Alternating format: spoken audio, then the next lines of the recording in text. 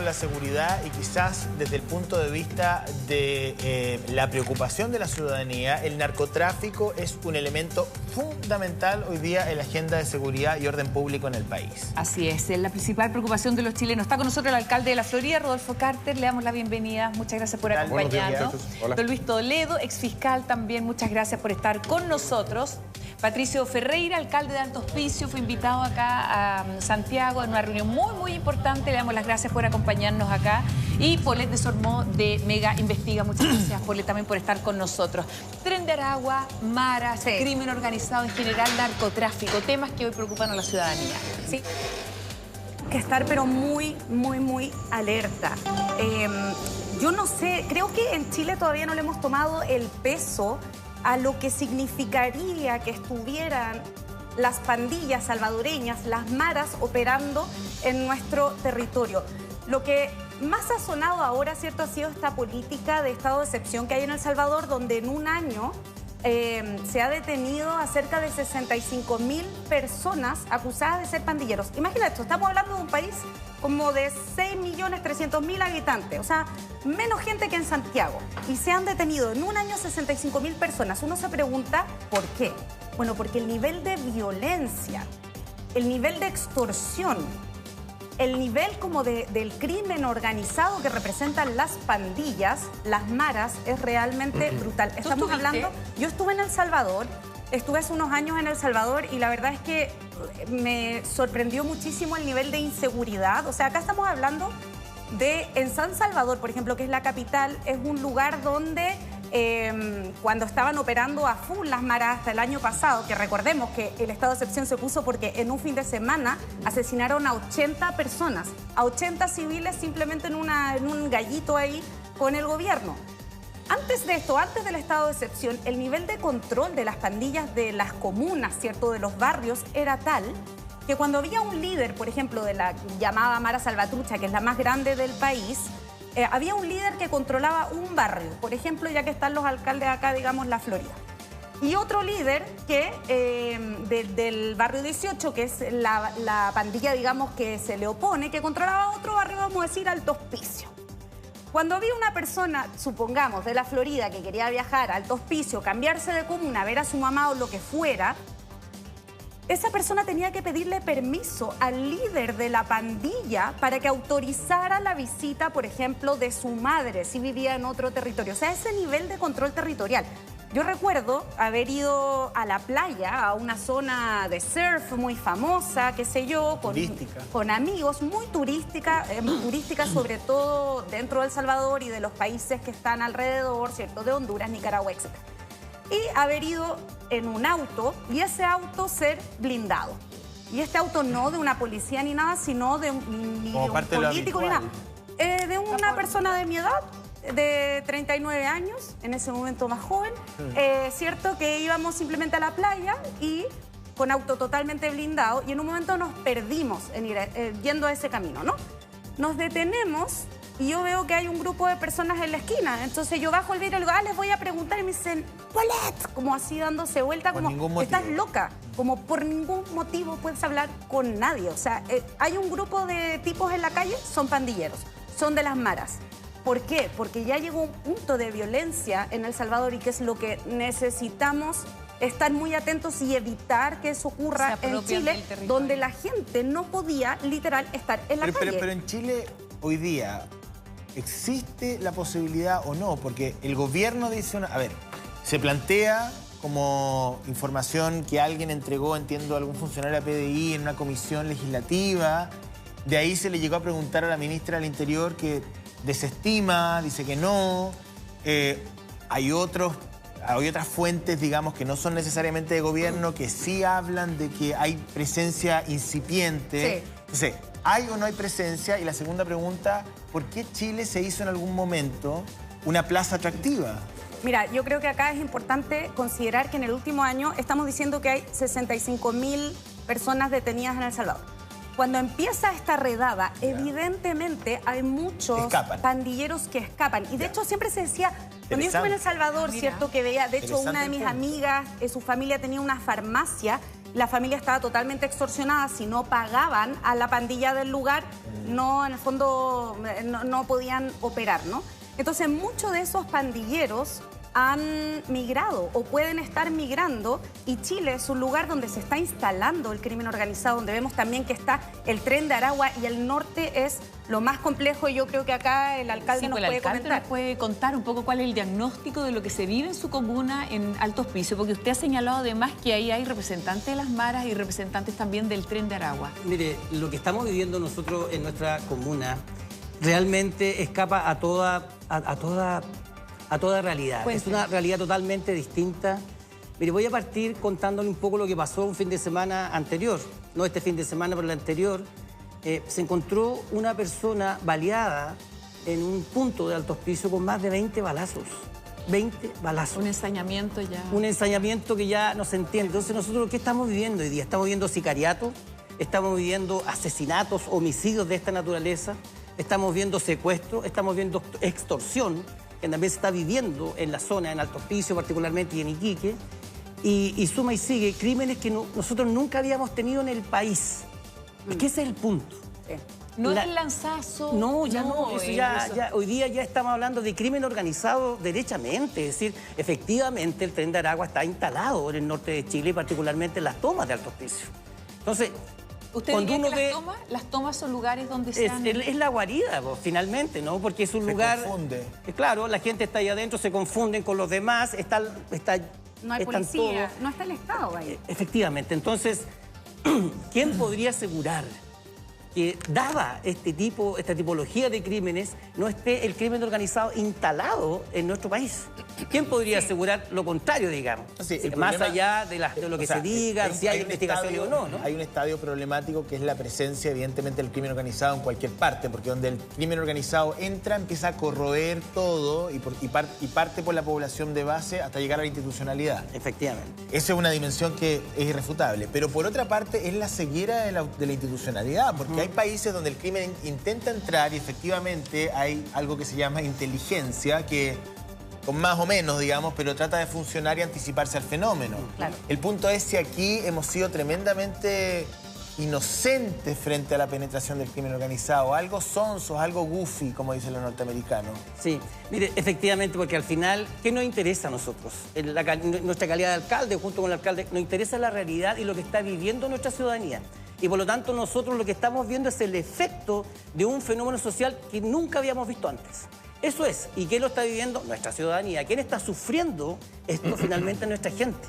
Entonces, por eso que uno dice, oye, y bueno, ¿qué es lo que pasa? ¿Por qué no tenemos más policía? ¿Por qué no tenemos mayor inteligencia? ¿Por qué no están los militares apoyando con toda la inteligencia que tienen? ¿Es suficiente lo que se ha hecho hasta ahora? Y mire, se ha avanzado este último tiempo, ¿ah? Porque esto también hay que decirlo, es producto de una gritería enorme que tenemos desde las ciudades, desde los territorios, que hemos ido avanzando y hoy día tenemos mayor presencia policial. Tenemos, por ejemplo, un fiscal especial, ¿no? para poder investigar los homicidios, también más policías de la PDI, pero no es suficiente. O sea, ese es el camino para avanzar, pero yo creo que el Estado y el gobierno en particular tiene que poner definitivamente más recursos sobre la mesa para poder enfrentar esta situación. Porque si también, ¿sabe qué? Y cambiar un poquito el lenguaje.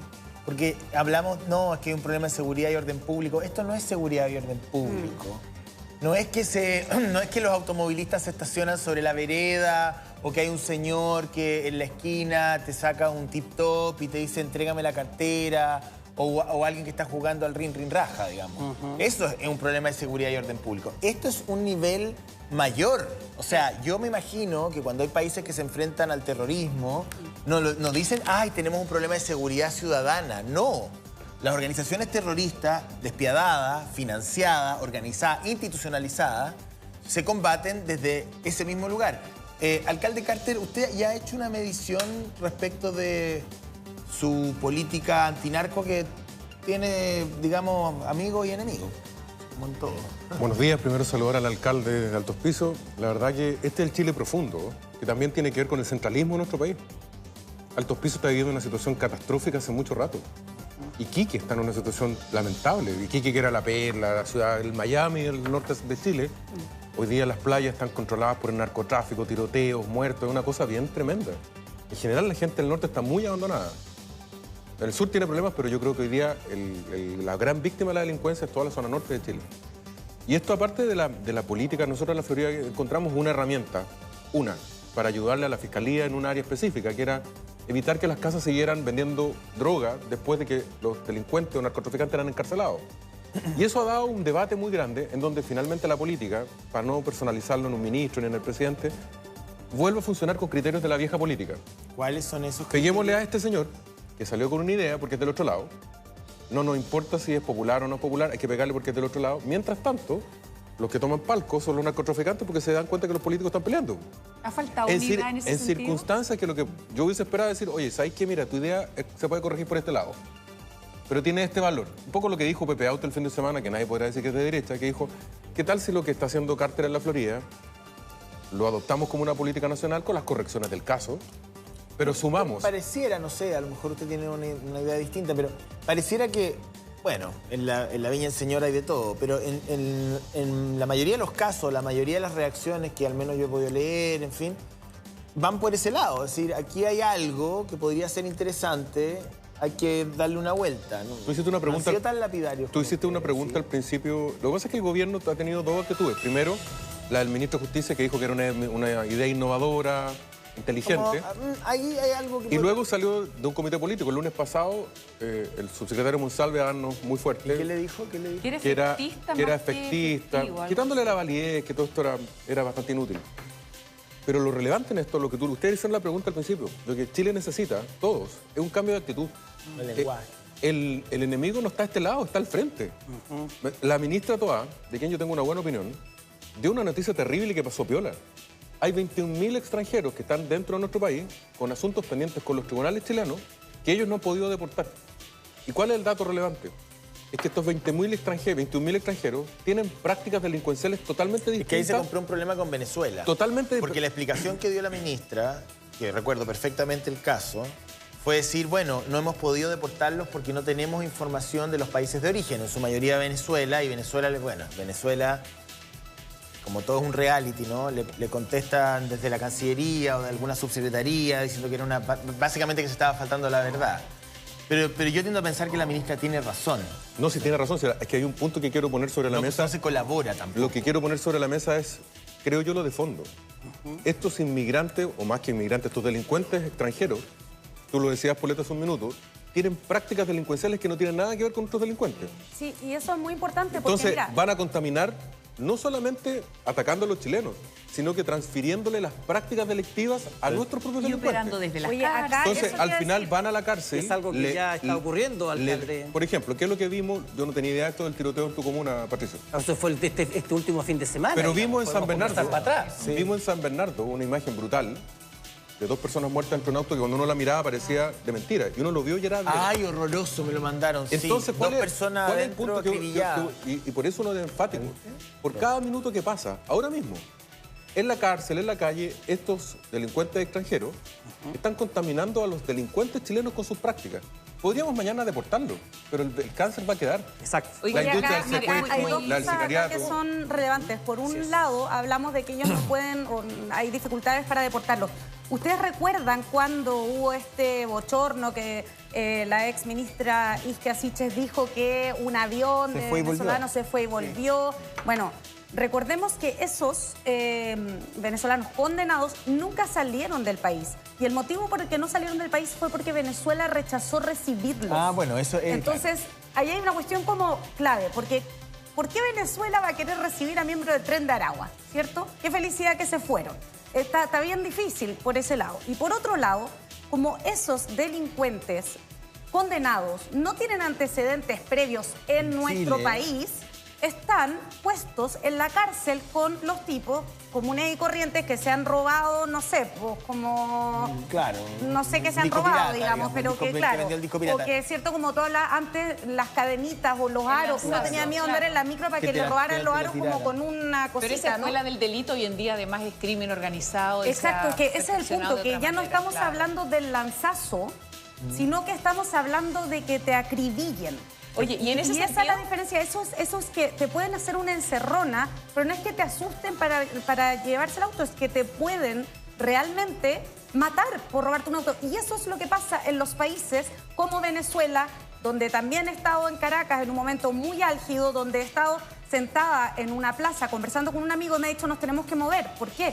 Porque nos están mirando desde ahí. Hay disparos. O sea, el nivel de miedo y de como estar alerta es importantísimo tomar medidas ahora. Oye, mira, y tomar medidas de fondo. Sí, Luis, ¿sabe que hay una venezolana que escribió un libro que dice Chile es el centro de operaciones más importante del Tren de Aragua? Dice que durante 4 años estuvo acá operando un líder sin que nadie supiera, un líder de estas organizaciones criminales que desapareció y que nadie sabe hoy en día dónde está. Así No, es. lo que pasa es que... Son antecedentes que forman parte de investigaciones que efectivamente están llevándose por parte de la Fiscalía de Tarapacá y por otras unidades de la Fiscalía. Yo quiero señalar 2 cosas. Uno, que desde la Universidad de San Sebastián hicimos un seminario en enero de este año donde abordamos todos estos tópicos, invitando al alcalde y a otros alcaldes del país, abordando temas de inteligencia, de seguridad, de crimen organizado, porque me quedo con las palabras de José Antonio en torno a que esto no es un fenómeno solo de seguridad pública, sino un fenómeno distinto. En América Latina particularmente lo que está pasando es que se organizan, hay organizaciones criminales que digamos que parten desde las cárceles. Esto no pasa en Europa, no pasa en Estados Unidos. Las cárceles son los Centros nidos. de operaciones. Yo diría que las casas matrices de ciertas organizaciones criminales que exportan y una serie de... Ahora, don Luis, no puedo dejar de preguntarle... Quiero- que termine el argumento, pero no puedo dejar de preguntarle su opinión como exfiscal de la política Carter. Lo voy a abordar, si me permite, pero quiero señalarle que, en definitiva, lo que sucede acá es que desde las cárceles se organizan ciertos grupos armados, por así decirlo, y en ellos cupo perfectamente el Tren de Aragua. El Tren de Aragua tuvo y tiene una organización desde los internos, llegó hasta incluso investigaciones abiertas en varias partes de Chile, con coordinaciones entre ellos. Habían videos que se transmitían incluso, que fueron públicos, donde se mandaban avisos desde Iquique a Puerto Montt. No, a mí me parece... mira, déjeme decir una cosa, don Luis. A mí me parece horroroso que las cárceles, que son un dominio del Estado, sean centros de operaciones delincuentes. Es la incongruencia basal máxima. O sea, en un recinto que está a cargo del Estado, los delincuentes... No hay nada más, o debe ser de los pocos espacios más controlados por el Estado que una cárcel. O sea, si eso pasa en una cárcel, ¿qué queda para un pasaje? Yo creo que con eso usted de alguna manera deja entrever aquello. Pero tengo que volverle a preguntar por la política del alcalde Carter, porque quiero su mirada como abogado, como exfiscal. Yo no tengo resuelto todavía mi opinión personal respecto al tema. Creo que hay aciertos, otros no tanto, y tiendo a pensar de la misma manera como decía el alcalde, ¿no? Hay algo interesante ahí que podríamos darle una vuelta legal. ¿Usted qué cree? ¿Es efectista? ¿Es efectivo? ¿Es perfeccionable? ¿Es desestimable? No, yo creo que, se lo he dicho personalmente al alcalde y lo he dicho públicamente. Honestamente creo que es una medida valiente, porque está en la ley. Él ejecuta una medida que está dentro de la Ley General de Urbanismo y Construcción. Luego es resorte del alcalde tomar esa decisión.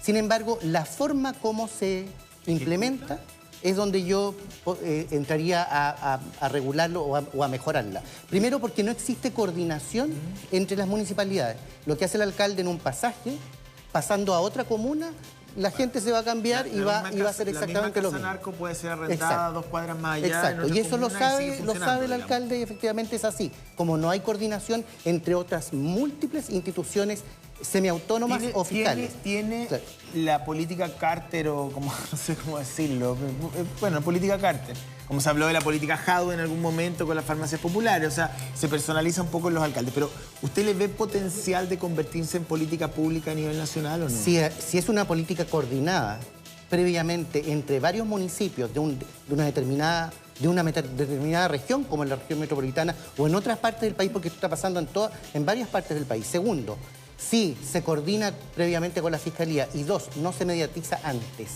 Porque yo creo que es un tema mediático previo, que hay un aviso tremendo de notificaciones, en fin, que estas personas saben ya lo que va a pasar. Se lo he dicho también al alcalde. Él tiene una mirada también de protección en el tema mediático y también lo hemos conversado. Pero desde mi punto de vista creo que habría que tener cuidado con investigaciones en curso Sí.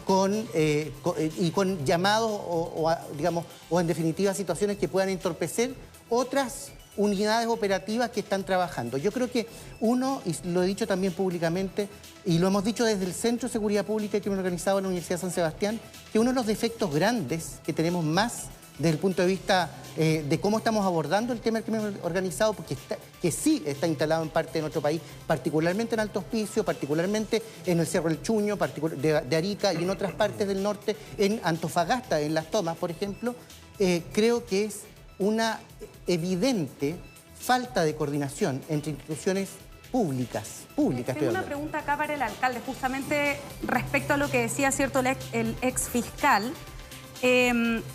Una de las cosas que a mí personalmente como periodista me llama la atención investigando también narcotráfico y la forma en la que se apoderan del territorio, es que lo que usted hace, ¿cierto?, es aplicar la Ley General de Urbanismo para demoler ampliaciones irregulares, construcciones irregulares. Y yo me pregunto, bueno, todas las otras casas narco, ¿no?, como que me imagino tiene la evidencia de que ahí había narcotráfico, que no tienen ampliaciones irregulares.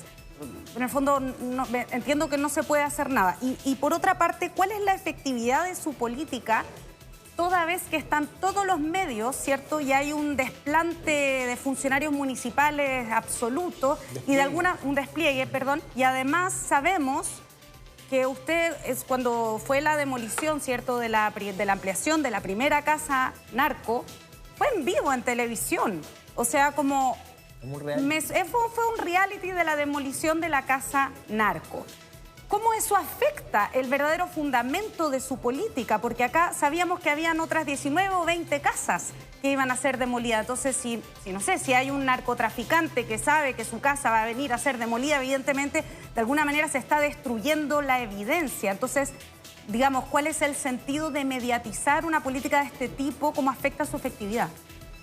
La verdad que sorprende cuando alguien se atreve a hacer algo, que la mentalidad de nuestro país es saqueteamos, al tiro. Tirémoslo para abajo. Yo no le estoy preguntando sobre eso, ¿no? Yo sí te estoy contestando lo que yo creo que es la respuesta. Ya.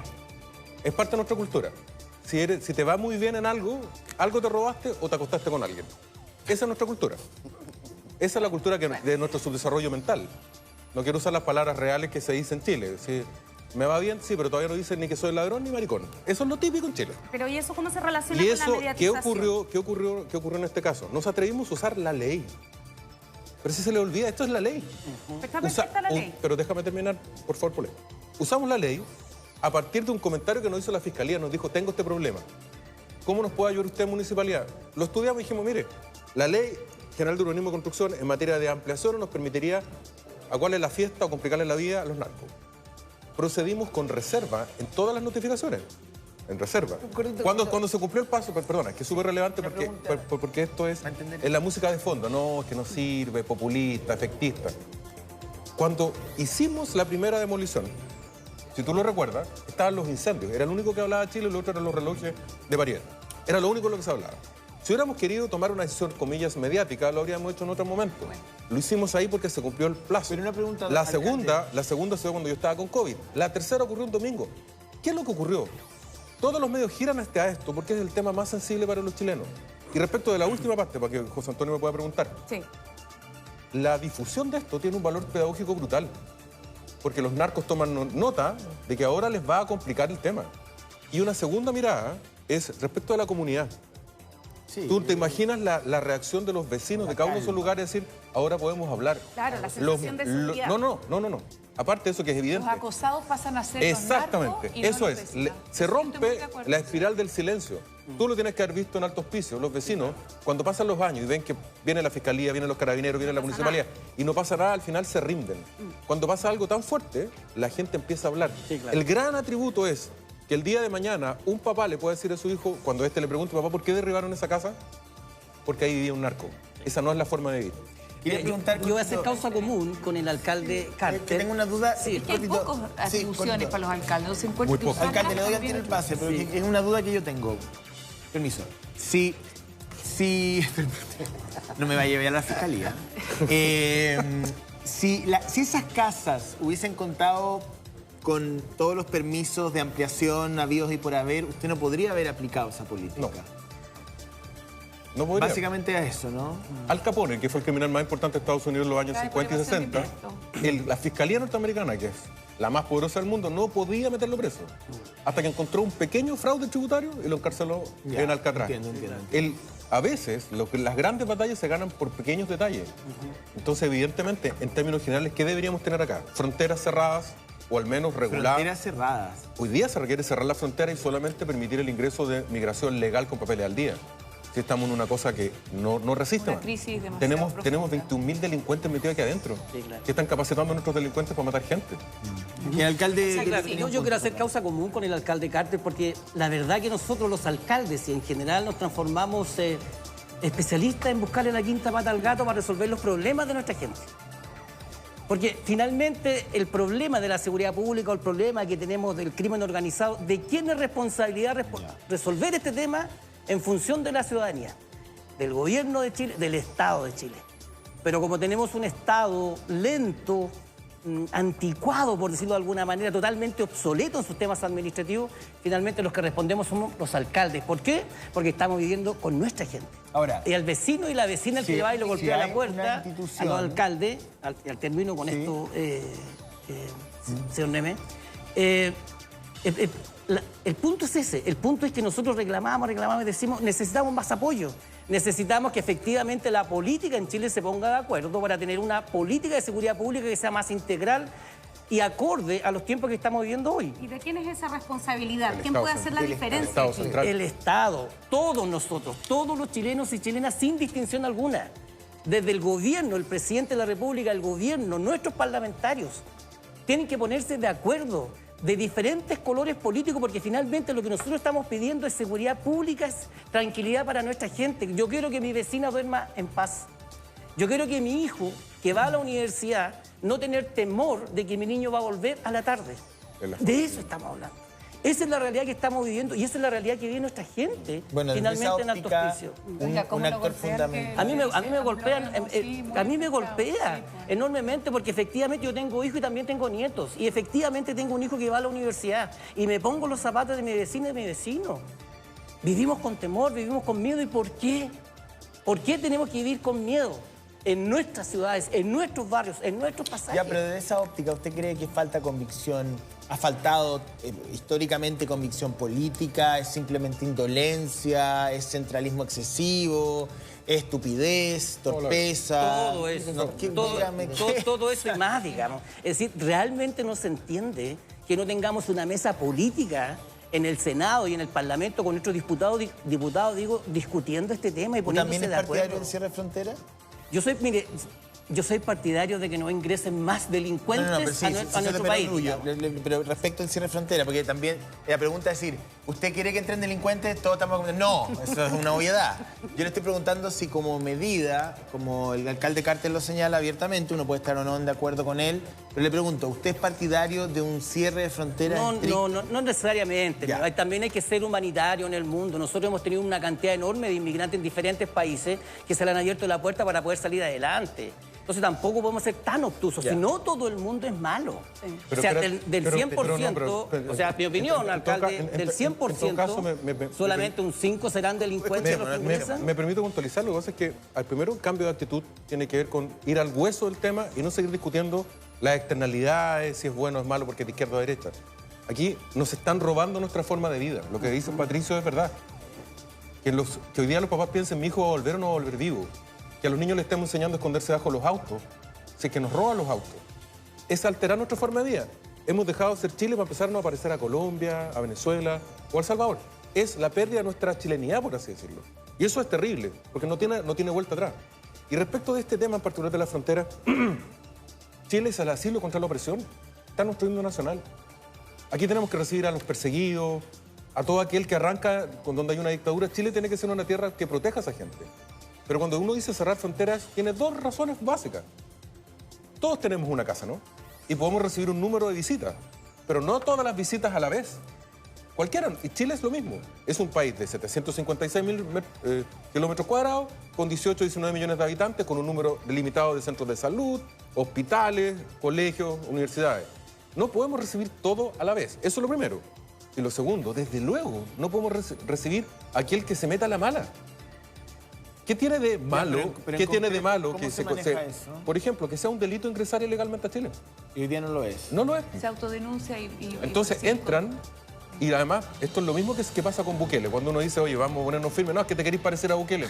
No, es todo lo contrario. Para que no aparezcan esos liderazgos que son conflictivos con la democracia porque son muy autoritarios, lo que tenemos que evitar es que tengan la potencia electoral en la ciudadanía. Es decir, ¿por qué yo voy al consultorio a buscar una hora y este señor que entró a la mala? No es porque sea extranjero, es porque entró a la mala, está antes que yo en la fila.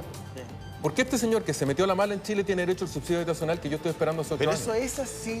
Eso está siendo así. Estoy Tú le preguntas a cualquier persona, tratando de- pregúntale a cualquier alcalde Es así. qué es lo que está ocurriendo en los consultorios hoy día. Hay, digamos, los conflictos que se tenemos en la sala. privilegia a un extranjero. Pero más que por el número, porque hace 2 años eran, no sé, 100.000 personas que llegaban desde el extranjero. Hoy 1.500.000, entiendo la última cifra que se Y entregó. además, mira, Carmen, Pero no ¿cómo? todos Mira, delincuentes. hasta antes de las casas narco, la Florida era conocida por el vacunatorio, ¿no?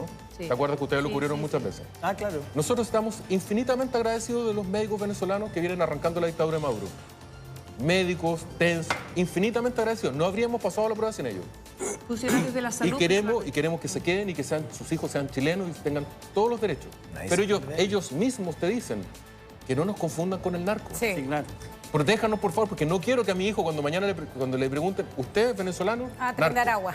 Por favor, sálvenos de todo. ¿Cómo llegamos a hacer, o cómo llegan estos tentáculos del crimen organizado a Chile? ¿Y por qué el Ministerio Público es tan débil? Solo referirme a las dos preguntas. Uno, en relación con el tema de la frontera. La opinión es que hay un problema en el norte. Y les quiero graficar con lo siguiente cuando hablo de coordinaciones, tanto nacionales como internacionales. La ketamina empezó a ingresar a Chile junto con el ingreso del Tren de Aragua. Ah, La sí, keta- ¿eh? sí, la Ahora, es una ketamina- droga bien extendida en Argentina, por ejemplo. Sí, pero la ketamina está controlada en Argentina, pero no está controlada en Bolivia, no está controlada en Perú, no está controlada ¿De qué en está Ecuador. controlada de qué? Si en las fiestas en Buenos Aires la ketamina corre y ha habido, digamos, casos de muertes por ketamina en plena pista de baile. Pero empezó a mezclarse acá en Chile con ¿Ya? cocaína y Ah, a venderse ok. el tus y la Entiendo. cocaína rosa Claro. acá. Y eso era un fenómeno que ocurría en Colombia. Y eso empezó con una red criminal denominada Tren de Aragua con Claro. organización desde las cárceles. Yo creo que hay que distinguir ciertas fronteras, ciertos pasos fronterizos. Colchane es un problema, porque al frente tenemos a Pisiga, que es la ciudad boliviana, que es, digamos, que es la prima hermana que está al frente, y que efectivamente la red criminal o se organiza desde Pisiga, y existen grupos criminales chilenos que se dedican a todo el tránsito desde el norte al tráfico ilícito, Pero al tráfico de pregunta personas, le al puedo tráfico de preguntar lo migrantes. siguiente. El eslogan, no sé cómo llamarlo eslogan, y espero que me malinterpreten, me quiero pero referir al como el Ministerio título Público. del cierre de frontera. Es que necesito un comentario. Sí, antes del Ministerio Público, Sí. pero cuando él dice el cierre de frontera, que puede sonar como muy potente, digamos. Sí, claro. ¿Se puede llevar a una política concreta? O sea, ¿se puede cerrar una frontera como la del norte que es tan geográficamente Basta, tan es compleja? Es muy porosa, así dicen digamos, las personas que territorialmente... ¿Qué significa Muy cierre? permeable. Porosa, que en definitiva lo que permeable, hacen es, claro. tú puedes pasar por un lugar o por otro, porque prácticamente no tendrías que tener paso en toda la extensión completa, que son cientos de kilómetros. Entonces, cuando el alcalde dice cierre de frontera, y no solo el alcalde, cuando uno Solo lo pasa lee en habilitado. redes sociales, yo ¿qué diría, quiere decir el yo cierre diría de frontera? mejorar la inteligencia criminal desde el punto de vista de estas organizaciones criminales de chilenos, junto con extranjeros, que se organizan con la trata de personas para fines de explotación sexual, el tráfico ilícito de inmigrantes, porque hay buses, alcalde.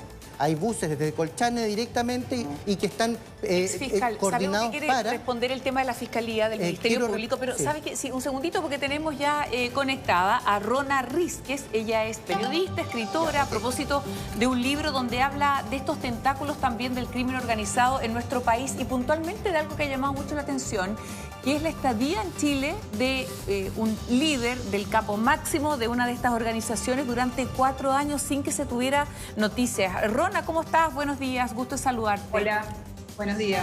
Buenos días. Cuéntenos, ¿cómo llega esta investigación? ¿De qué manera se establece este vínculo también entre el crimen organizado y nuestro país? ¿Y qué facilidades entrega Chile para que lleguen acá a instalarse?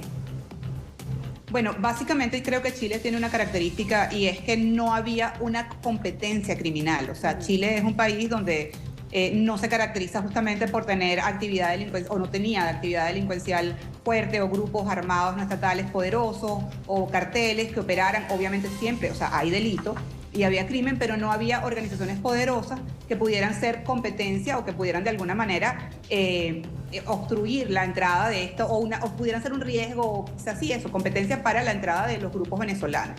Entonces eso es una de las primeras características que yo veo. Luego hay un elemento que logré escuchar parte de la última conversación y sobre el cierre de la frontera. Yo creo que justamente eso es algo que ha sido contraproducente.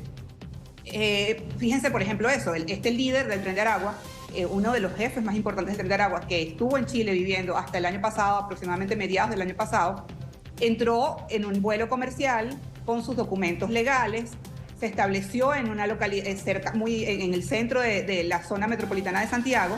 Entonces, esta persona no entró de manera irregular, esta persona entró de manera legal. Es decir, que el tema de pensar que los migrantes que entran por las fronteras terrestres son responsables, o sea, eso creo que también hay que de alguna manera desestimarlo. Y más bien todo lo contrario.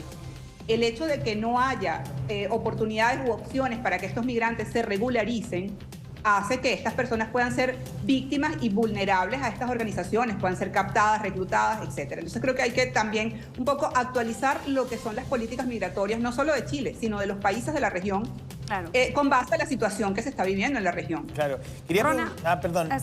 Rona, quería preguntarte respecto de en qué condiciones salen estos criminales de Venezuela, porque hay una narrativa que puede ser algo confusa, como que se querían descomprimir cárceles, de que aquí hubo unos perdonazos legales en el desorden de la dictadura de Maduro y corren por América Latina sin control.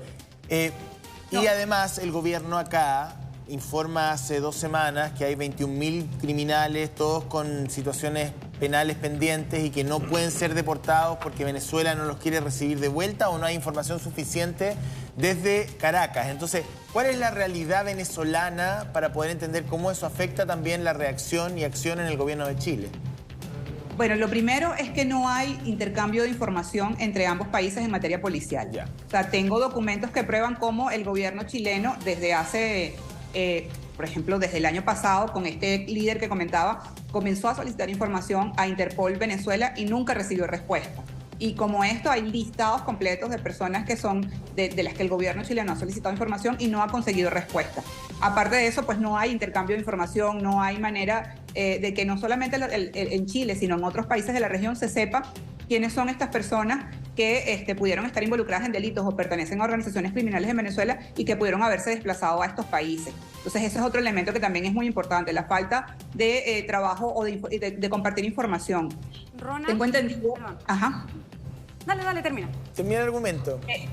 Ok, tengo entendido que en este momento, por ejemplo, sí está dándose, no con Venezuela, pero sí entre otros países de la región, una cooperación muy importante justamente para intentar identificar y desarticular estas estructuras criminales. Se están dando colaboraciones con Bolivia, con Colombia, con Perú y pues Chile. Entonces creo que esto puede ser un factor importante.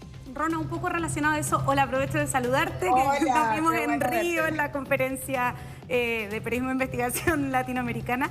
Qué bueno verte y muchas gracias por tu trabajo, porque la verdad es que es un aporte para nosotros y justamente de eso te quería preguntar. ¿Qué puede hacer Chile con el Tren de Aragua? Tú que tienes muchísima experiencia en esto, vemos el alcalde acá, Carter, plantea hay que cerrar las fronteras, tú dices eso no es efectivo. ¿Qué es efectivo? Mira, yo creo que justamente lo que comentaba, el intercambio de información, la cooperación internacional entre autoridades, funcionarios de investigación policial y gobiernos, eso es clave.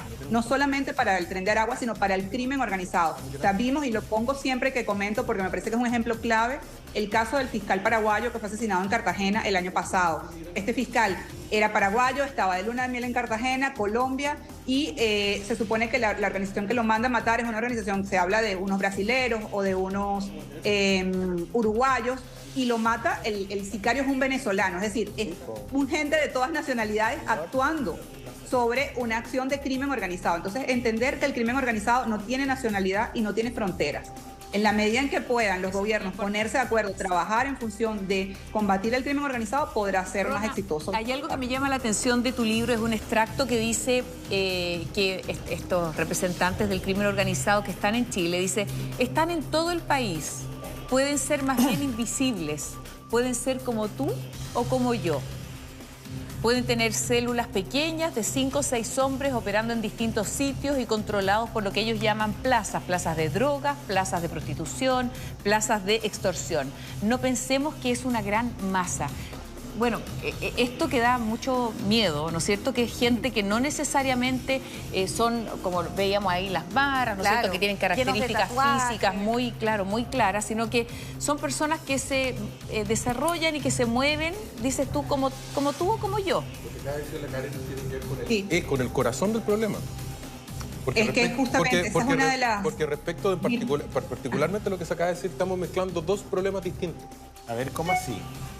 Por así decirlo, los más profesionales en materia de crimen organizado, estas bandas, entran a Chile con papeles supuestamente legales. Evidente. ¿Por paso habilitado, por avión? Obvio, no van a entrar con coyotes por el norte, no. Van a entrar por el aeropuerto de Santiago con una identidad real o falsa, porque así funcionan. Por tanto, ahí la inteligencia es fundamental para poderle cerrar el paso. Inteligencia preventiva. Pero el problema de base de la inmigración ilegal que estamos teniendo en el norte se combate de otra forma. No tenemos la capacidad para poderse recibir a todas esas personas tan rápido. Claro, eso más allá del narcotráfico. Pero desde luego, ya además porque estamos... ¿Cuál es la nota que estamos recibiendo hoy día? Venga a Chile, autodenúncese y usted no va a tener mayor problema. ¿En qué país pasa eso?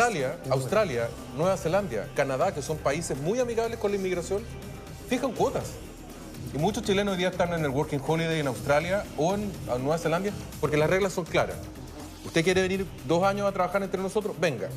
Presente sus papeles, postule, lo invitamos y cuando usted está acá va a vivir la experiencia de ser australiano. Bueno, ahí, perdón, alcalde, pero acá hay una precisión respecto a lo que usted dice de que entrar y tener, digamos, más bien una persona que entra de forma irregular a Chile, que viene escapando de una dictadura y el punto es que el 99% de los venezolanos, ¿cierto?, hace, digamos, este camino escapando de la dictadura de Maduro justamente, lo que hacen es autodenunciarse de la Policía de Investigaciones para solicitar el estado de refugiado.